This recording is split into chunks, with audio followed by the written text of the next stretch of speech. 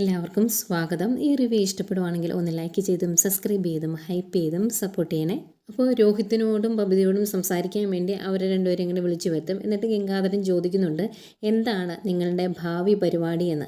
അന്നേരം രോഹിത്ത് പറയുവാണ്, ഞാൻ എഞ്ചിനീയറിംഗ് ആണ്, ഇലക്ട്രിക് എഞ്ചിനീയറിംഗ് ആണ് പഠിക്കുന്നത്, അത് തീർന്നിട്ടില്ല എന്ന് പറയുമ്പോഴേയും ബബിത, അതെ എൻ്റെ ഡിഗ്രി കോഴ്സും തീർന്നിട്ടില്ല എന്ന് പറയും. അന്നേരം ബാലേന്ദ്രൻ പറയുന്നുണ്ട്, അതല്ല ഞാൻ ചോദിച്ചത്, എന്നും ഇവിടെ കഴിയാനാണോ നിങ്ങളുടെ ഉദ്ദേശം, നിങ്ങൾക്ക് തിരിച്ചു പോകണ്ടേ എന്നാണ് ചോദിക്കുന്നത്. അന്നേരം രോഹിത്ത് പറയും, എന്തിനാണ് ഞങ്ങൾ തിരിച്ചു പോകുന്നത്, അവിടെ ഒരുത്തി ഉണ്ടല്ലോ അച്ഛൻ്റെ മോള്, അവിടെ ഉള്ളിടത്തോളം കാലം ഞങ്ങൾ അങ്ങോട്ട് തിരിച്ചു പോകുന്നില്ല, അച്ഛന് അവൾ മാത്രം മതി, ഇപ്പം ഞങ്ങളെ ആരും വേണ്ട എന്നൊക്കെ പറയുവാണ്. അന്നേരം രാജീവും പറയുന്നുണ്ട്, അങ്ങനെ പറയേണ്ട കാര്യമില്ല, ഇവിടെ പ്രശ്നങ്ങളുണ്ടായി, വലിയവർ തമ്മിലാണ് പ്രശ്നം ഉണ്ടായത്, അത് കോംപ്രമൈസായി, ഇനിയിപ്പം നിങ്ങളിങ്ങനെ ഇവിടെ നിൽക്കേണ്ട കാര്യമൊന്നും ഇല്ല എന്നൊക്കെ പറയുവാണ്. അന്നേരം രോഹിത്ത് പറയുന്നുണ്ട്, ആദ്യം അവൾ അവിടുത്തെ വേലക്കാരിയായിരുന്നു, അന്നേ ഞങ്ങൾക്ക് അവളെ ഇഷ്ടമല്ല, അത് കഴിഞ്ഞ് അച്ഛൻ്റെ സെക്രട്ടറിയായി, പിന്നീട് അച്ഛൻ്റെ മകളായി, അവളെ കാണുന്നത് പോലും എനിക്കിഷ്ടമല്ല, ശരിക്കും എല്ലാം അറിഞ്ഞപ്പം അവളെ തല്ലിക്കൊന്ന് കുഴിച്ചു മൂടാനാണ് എനിക്ക് തോന്നിയത് എന്നൊക്കെ ഇങ്ങനെ പറയുക. അന്നേരം ഗംഗാധരൻ ചോദിക്കുന്നുണ്ട്, എന്താ നീ ഈ പറയുന്നത് എന്ന് നിനക്കറിയാവോ, അച്ഛനമ്മമാർ എന്ന് പറഞ്ഞിട്ടുണ്ടെങ്കിൽ തെറ്റ് ചെയ്യാത്ത തങ്ക വിഗ്രഹങ്ങളൊന്നും അല്ല, അവർക്കും തെറ്റ് പറ്റിയേക്കാം, മുതിർന്നതിന് ശേഷം നിങ്ങൾക്ക് തെറ്റ് പറ്റിയിട്ടില്ലേ, അതുപോലെ ഒരു തെറ്റാണ് ബാലേന്ദ്രനും സംഭവിച്ചത്. അവൻ വർഷങ്ങൾക്ക് മുമ്പ് ഒരു ആളെ സ്നേഹിച്ചു, അത് കഴിഞ്ഞ് അവർ പിരിഞ്ഞുപോയി, പിന്നെ 10-22 വർഷങ്ങൾക്ക് ശേഷമാണ് അതിലൊരു കുട്ടിയുണ്ടെന്നും അത് അനാഥാലയത്തിലാണ് എന്നും അറിയുന്നത്. അങ്ങനെ അറിയുമ്പം ആ ആളെ ചേർത്ത് നിർത്തി സമാധാനിക്കുകയല്ലേ ചെയ്യേണ്ടത്, അല്ലാതെ തല്ലിക്കൊന്ന് കുഴിച്ചു മൂടുവാണോ ചെയ്യേണ്ടത്, അതാണോ മനുഷ്യത്വം എന്നൊക്കെ ചോദിക്കുവാണ്. അന്നേരം രോഹിത്ത് പറയുന്നുണ്ട്, അതെന്തെങ്കിലും ആയിക്കോട്ടെ, സംരക്ഷിച്ചോട്ടെ, പക്ഷെ ആ വീട്ടിൽ അതിൻ്റെ ആവശ്യമില്ല എന്ന് പറയുവാണ്. അന്നേരം രാജീവ് പറയുന്നുണ്ട്, അത് പറഞ്ഞ് ശരിയാകുമോ, ഒരു മകളെ അനാഥാലയത്തിലും മറ്റു മക്കളെ ബംഗ്ലാവിലും താമസിപ്പിക്കാൻ ഏതെങ്കിലും അച്ഛൻ തയ്യാറാവുമോ, അച്ഛന്മാർക്ക് എല്ലാ മക്കളും ഒരുപോലെയല്ലേ എന്നൊക്കെ ചോദിക്കുവാണ്. അന്നേരം ബബിത പറയുന്നുണ്ട്, ഇല്ല, അവളുള്ള വീട്ടിലേക്ക് ഞങ്ങൾ പോകുകയില്ല എന്ന്. അന്നേരം അതിനെന്താ കാര്യം, അവൾ എന്ത് ദ്രോഹമാണ് നിങ്ങളോട് ചെയ്തത് എന്ന് ചോദിക്കുമ്പം ബബിത പറയുന്നുണ്ട്, അമ്മ ഇപ്പം ഇങ്ങനെ ഹോസ്പിറ്റലിൽ കിടക്കാനുള്ള കാരണം അവൾ ഒറ്റ ഒരുത്തിയല്ലേ എന്ന് ചോദിക്കും. അന്നേരം ഗംഗാധരൻ പറയുന്നുണ്ട്, അവൾ കാരണമാണ് അതൊക്കെ സംഭവിച്ചതെന്ന് ചോദിക്കുമ്പം അവൾ കാരണമാണ് അച്ഛൻ അമ്മയോട് ഇറങ്ങിപ്പോകാൻ പറഞ്ഞത് എന്ന് പറയും. അന്നേരം രാജീവൻ ചോദിക്കുന്നുണ്ട്, അങ്ങനെ ഇറങ്ങിപ്പോകാൻ അച്ഛൻ അവളോട് പറഞ്ഞോ, ഇത് നീ മനസ്സിൽ കരുതി കൂട്ടി അല്ലെങ്കിൽ ഉണ്ടാക്കി പറയുന്ന അല്ലേടി എന്ന് ചോദിക്കും. അന്നേരം അല്ല അങ്ങനെ എന്തെങ്കിലും സംഭവിച്ചു കാണും, അല്ലാതെ അമ്മ അവിടുന്ന് ഇറങ്ങി പോവുകയില്ല എന്ന് പറയും. അന്നേരം ഗംഗാധരൻ പറയുന്നുണ്ട്, അതിനെ വേറെ ഒന്നുമല്ല പറയുന്നത്, ഒന്നാന്തരം കൊന്തളിപ്പ് എന്നാണ് പറയുന്നത്. രാത്രി 1:30 ആയ സമയത്ത് ആ വീട്ടിൽ നിന്ന് കാറെടുത്ത് ഇറങ്ങിപ്പോകേണ്ട വല്ല ആവശ്യം അവൾക്കുണ്ടായിരുന്നോ, അങ്ങനെ ചെയ്തുകൊണ്ടല്ലേ ഇതെല്ലാം സംഭവിച്ചത്, എന്നിട്ടിപ്പോൾ അതെല്ലാം അലീനയുടെ തലയിൽ ഇട്ടിട്ട് കാര്യമൊന്നുമില്ല എന്ന് പറയും. അത് കഴിയുമ്പോഴത്തേക്കും അങ്ങോട്ടേക്ക് ശിവനും വരുന്നുണ്ട്. അപ്പം ശിവനോടായിട്ട് ഗംഗാധരൻ ചോദിക്കുന്നുണ്ട്, എന്താ ശിവൻ്റെ ഉദ്ദേശം എന്താ, 5 വർഷത്തേക്ക് അലീനയെ ആ വീട്ടിൽ നിന്ന് ബാലേന്ദ്രൻ മാറ്റുന്നില്ല എന്ന് തീരുമാനിച്ചിട്ടുണ്ടെങ്കിൽ ആ 5 വർഷം ഇവരെ നോക്കാനും ഇവരുടെ പഠിപ്പും അതുപോലെയുള്ള ചിലവുകളും എല്ലാം നോക്കാൻ നീ തയ്യാറാണോ എന്ന് ചോദിക്കും. അന്നേരം ശിവൻ പറയുന്നുണ്ട്, അതിനൊന്നും എന്നെക്കൊണ്ട് പറ്റിയല്ല എന്ന്. അന്നേരം ഗംഗാധരൻ കമലയോട് ചോദിക്കും, എന്താ കമല, ഒരു 5 വർഷത്തേക്ക് ഇവരെ നോക്കാൻ നീ തയ്യാറാണോ എന്ന് ചോദിക്കുവാണ്. അന്നേരം അത് എന്ന് പറഞ്ഞിങ്ങനെ ആലോചിക്കുവാണ് കമല. അന്നേരം ശിവൻ പറയുന്നുണ്ട്, അങ്ങനെ സമ്മതിച്ചിട്ടുണ്ടെങ്കിൽ പിന്നെ അതിൽ നിന്ന് പിന്മാറാൻ പറ്റില്ല കേട്ടോ എന്നിങ്ങനെ പറയുക. അന്നേരം ആലോചിച്ചിട്ട് 5 വർഷമൊന്നും പറ്റില്ല, കൂടിപ്പോയ ഒരു 5 മാസം, അത് കൂടുതൽ പറ്റില്ല എന്ന് കമലയും പറയും. അന്നേരം ഗംഗാധരൻ പറയുന്നുണ്ട്, കേട്ടല്ലോ, ഈ പറഞ്ഞതെല്ലാം കേട്ടല്ലോ, അതുകൊണ്ട് നിങ്ങൾ മര്യാദയ്ക്ക് നിങ്ങളുടെ വീട്ടിലോട്ട് തിരിച്ചു പോകണം, ആ വീടാണ് നിങ്ങളുടേത്, അത് നിങ്ങളുടെ അച്ഛനാണ്, ഇതുവരെ നിങ്ങളുടെ ഒരു ആവശ്യം അച്ഛൻ നടത്തി തരാതെ ഇരുന്നിട്ടില്ല എന്നൊക്കെ പറയുവാണ്.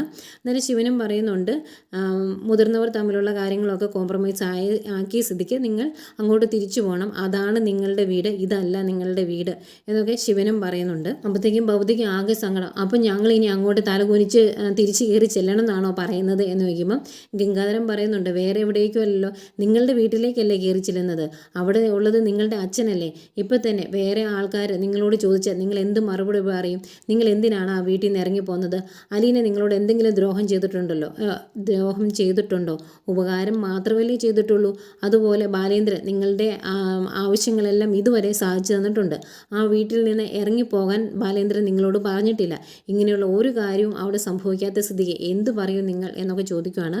അന്നേരം ആകെ വിഷമാണ് രോഹിത്തിന്, അവർക്ക് അങ്ങോട്ട് തിരിച്ചു പോകാൻ വലിയ പ്ലാനൊന്നുമില്ല, അങ്ങോട്ട് തിരിച്ചു കയറി പോകുമ്പം ആലീനയെ ഫേസ് ചെയ്യേണ്ടി വരില്ല, അതാണ് അവർക്ക് ഏറ്റവും വലിയ വിഷമം. ഏതായാലും എല്ലാവരോടും ഇങ്ങനെ പറഞ്ഞു കഴിഞ്ഞെങ്കിൽ ആകെ വിഷമാണ്. ആദ്യം ബബിത അങ്ങ് പോകും, ആകെ വിഷമിച്ച്, പുറകെ രോഹിത്തും പോകുന്നുണ്ട്.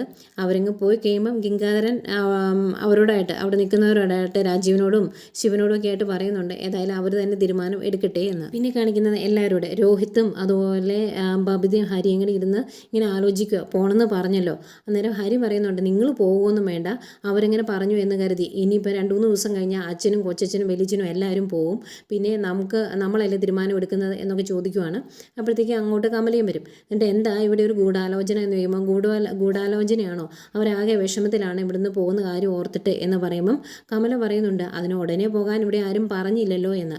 അന്നേരം രോഹിത്ത് പറയുന്നുണ്ട് ശരിക്കും കമലാൻ്റെയും ശിവനങ്ങളും പറഞ്ഞതുകൊണ്ടാണ് ഞങ്ങൾ അവിടുന്ന് ഇങ്ങോട്ട് പോകുന്നത്, എന്നിട്ടിപ്പോൾ ഞങ്ങളോട് തിരിച്ചു പോകാൻ പറഞ്ഞു, ഇപ്പോൾ ആരും ഇല്ലാതായത് ഞങ്ങൾക്കല്ലേ എന്നൊക്കെ ചോദിക്കുമ്പോൾ കമല അവിടെ ഇരുന്ന് പറയുന്നുണ്ട് നിങ്ങളോട് അങ്ങോട്ട് പോകാൻ ഞാൻ പറഞ്ഞിട്ടില്ല, ഇവരൊക്കെ പോയി കഴിയുമ്പം നിങ്ങൾ ആലോചിച്ച് സമയമെടുത്ത് അങ്ങോട്ട് പോയാൽ മതി. ഏതായാലും വൈജ ഹോസ്പിറ്റലിൽ നിന്ന് തിരിച്ചു വന്നു കഴിഞ്ഞാൽ അലീനയുടെ കൂടെ ആ വീട്ടിൽ താമസിക്കാനൊന്നും പോകുന്നില്ല, വേറെ വീടെടുത്തായിരിക്കും താമസിക്കുന്നത്.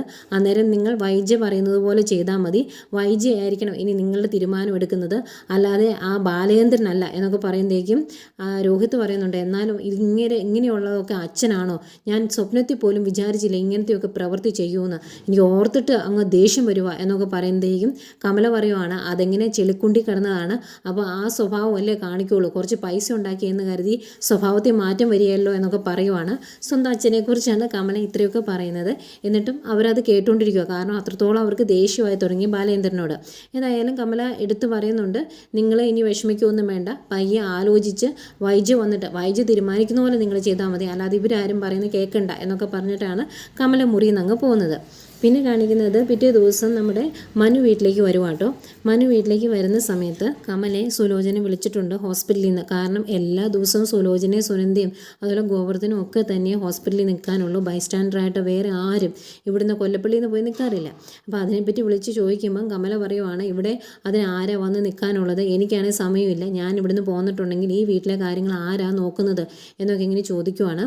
അന്നേരം അവിടുന്ന് സുലോചന പറയുന്നുണ്ട് അലീന അവൾ ഇവിടെ വന്ന് നിന്നോളാം എന്ന് പറഞ്ഞതാണ് ബൈസ്റ്റാൻഡറായിട്ട്, പക്ഷേ വൈജയന്തിക്ക് അതിനെ കണ്ണെടുത്ത് കണ്ടുകൂടാ, പിന്നെ എന്താ ചെയ്യുന്നത് എന്നൊക്കെ ചോദിക്കുമ്പം അവളെ അവിടെ നിർത്തുമൊന്നും വേണ്ട, അതിന് പകരം വേറെ ആരെങ്കിലും നിർത്താൻ നോക്ക് സുലോചനെ, അല്ലാതെ ഇവിടുന്ന് ആർക്കും വരാൻ സമയമൊന്നും കാണിയില്ല എന്നൊക്കെ പറയുവാണ്.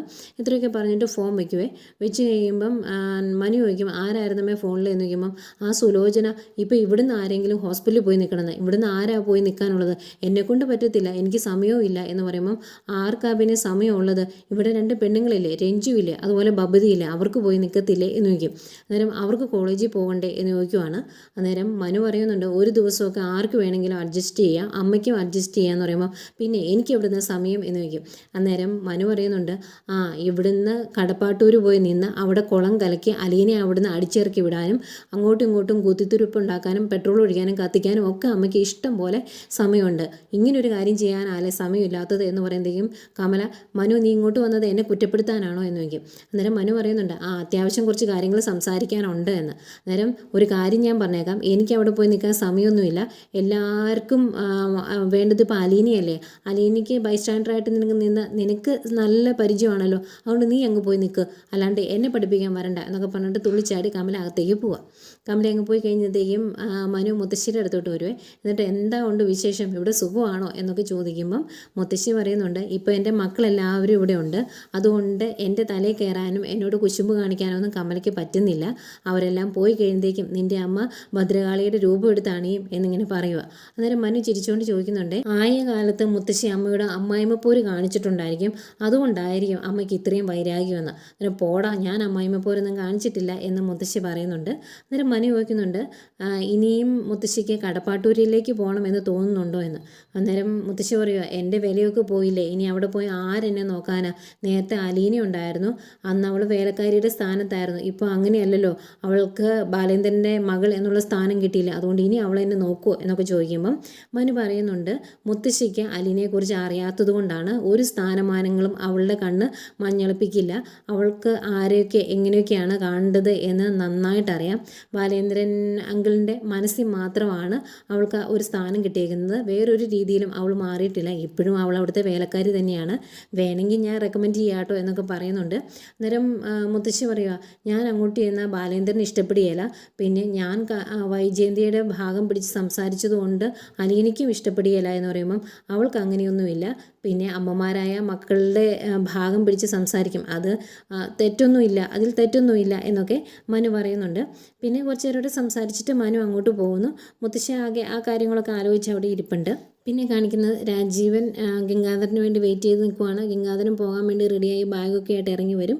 അന്നേരം ബാഗൊക്കെ എടുത്ത് കൈ പിടിച്ചിട്ട് രാജീവൻ പറയുവാണ്, ഞങ്ങൾ പോയി കഴിഞ്ഞിട്ടേ ഗംഗേട്ടൻ പോകുള്ളൂ എന്നാണ് ഞങ്ങൾ കരുതിയത്. ഇതിപ്പം ഗംഗേട്ടൻ ഇവിടുന്ന് എസ്കേപ്പ് ആകുന്നത് പോലെ തോന്നുവാണ് എന്ന് പറയുമ്പം ഗംഗാധരൻ പറയുന്നുണ്ട്, വൈജയുടെ കാര്യത്തിൽ നിന്ന് നമുക്ക് 3 പേർക്കും എസ്കേപ്പ് ആകാൻ സാധിക്കുകയില്ല എന്ന് പറയുമ്പം ശിവൻ പറയുന്നുണ്ട്, ഗംഗേട്ടൻ ഇവിടെ ഉണ്ടായിരുന്നപ്പോൾ ഞങ്ങൾക്കൊരു ധൈര്യം ഉണ്ടായിരുന്നു, ഇനിയുള്ള കാര്യങ്ങളെല്ലാം ഈസി ആയിട്ട് നടക്കും എന്നൊരു തോന്നലുണ്ടായിരുന്നു, പക്ഷേ ഗംഗേട്ടൻ പോയി കഴിഞ്ഞാൽ ഞങ്ങൾ കുഴപ്പത്തിലാകുമോ എന്ന് സംശയമുണ്ട് എന്ന് പറയുമ്പോൾ ഒരു കുഴപ്പത്തിലാകുകയില്ല, നിങ്ങളായിട്ട് ഒരു കുഴപ്പത്തിലും പോയി ചാടി കൊടുക്കാതിരുന്നാൽ മതി. ഏതായാലും ഞാൻ ഇവിടുന്ന് ഇറങ്ങുമ്പം ബാലേന്ദ്രനോട് പോയി സംസാരിക്കുന്നുണ്ട്, എന്നിട്ട് ഞാൻ പോവുള്ളൂ എന്നൊക്കെ പറയുക. അന്നേരം രാജീവൻ പറയുന്നുണ്ട്, അതെങ്ങനെ വൈജയന്തിക്ക് സംസാരിക്കാറായിട്ടുണ്ടെങ്കിൽ, അവൾക്ക് നാവ് എടുക്കാറായിട്ടുണ്ടെങ്കിൽ അവൾ അലീനയ്ക്കും ബാലേന്ദ്രനും എതിരെ സംസാരിച്ചു തുടങ്ങും, അപ്പോൾ എന്താ ചെയ്യുന്നത് എന്ന് ചോദിക്കുവാണ്. അന്നേരം ഗംഗാധരൻ പറയുന്നുണ്ട്, ഒന്നും ചെയ്യണ്ട, അവൾ പറയുന്നത് നല്ല രീതിയിൽ കേട്ടിരിക്കുക, എന്നിട്ട് അതങ്ങ് അവഗണിക്കുക, അത്രയേ ചെയ്യാനുള്ളൂ. അവളുടെ ഒപ്പം ഉറച്ചു നിന്നുകൊണ്ട് തന്നെ നമുക്ക് ഇപ്പുറത്തെ സൈഡിൽ സപ്പോർട്ട് കൊടുക്കണം, അങ്ങനെ ഈ കാര്യങ്ങൾ സോൾവ് ആക്കാൻ പറ്റുള്ളൂ എന്നൊക്കെ പറയുന്നുണ്ട്.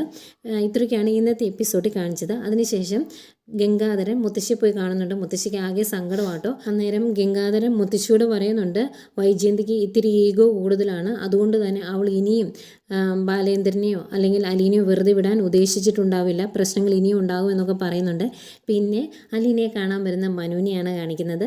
മനുവിനെ കാണുന്നത് അലീന ചോദിക്കുന്നുണ്ട്, എന്താ മനുവേട്ടാ 3-4 ദിവസമായാലോ കണ്ടിട്ട്, ഇങ്ങോട്ടൊന്നും വന്നില്ലല്ലോ എന്നിങ്ങനെ പറയുമ്പം മനു ചോദിക്കുന്നുണ്ട്, എന്തേ അങ്ങനെ ഇരിക്കുമ്പോൾ എന്നെ കാണാനൊക്കെ തോന്നാറുണ്ടോ എന്ന്. അന്നത്തേക്ക് ഒരു ചെറിയ നാണമൊക്കെ വരുന്നുണ്ട് അലീനയുടെ കണ്ണുകളിൽ. അന്നത്തേക്കും അലീനയുടെ കയ്യിലൊക്കെ ഇങ്ങനെ ചേർത്ത് പിടിച്ചിട്ട് മനു അലീനയുടെ മുഖത്തേക്ക് നോക്കുവാണ്. അലീനയ്ക്ക് ഭയങ്കര എന്തോ നാണമൊക്കെ വരുന്നു, ആകെ ഒരു വിഷമിച്ചിങ്ങനെ നോക്കുവാണ്. ഈ ഒരു രീതി കാണുമ്പോൾ രണ്ടുപേരും അങ്ങോട്ടും ഇങ്ങോട്ടും ഇഷ്ടമുണ്ട്. മനു തുറന്നു പറയാതെ തന്നെ മനുവിൻ്റെ ആ പ്രണയം അലീനയെ അറിയിക്കുന്നുമുണ്ട്.